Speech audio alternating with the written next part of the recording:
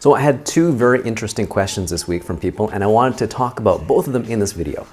The first one is somebody asked a question about whether or not it's really about them and not about you. And they put the question, are you serious?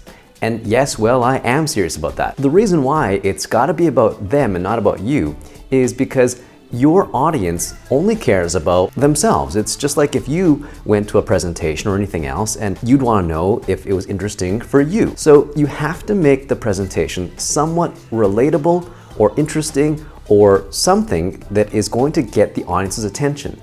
And the way you do that is by incorporating something that is going to be relevant to that audience, to something they care about. If you want your presentation to be successful in any way, then you definitely have to do that. If you don't, what ends up happening is that they just will tune out. They won't care. They won't want to listen to the rest of it, which means your presentation just won't be as effective. The second question was about, communicating effectively if your native language is not English, if it's your second language. And what I always tell people when they present or do anything and their language, their first language is not English, is to make sure to use shorter sentences and not so complicated words. Simplify the vocabulary that you are going to use. This might sound like a bad idea because people think, oh, I have to sound, really good at English somehow by using longer sentences and difficult words and things like that. And that's not the case. The reason why is because if you're using those difficult sentences, longer sentences,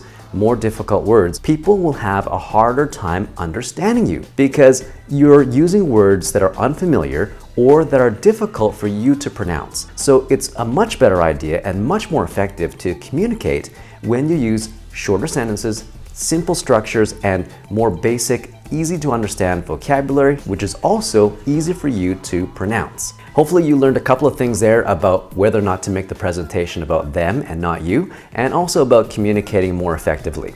If you have any questions or comments about that, or if you have any experiences you'd like to share, please leave those in the comment section below. Thanks for watching, and we'll talk to you next time. Bye-bye.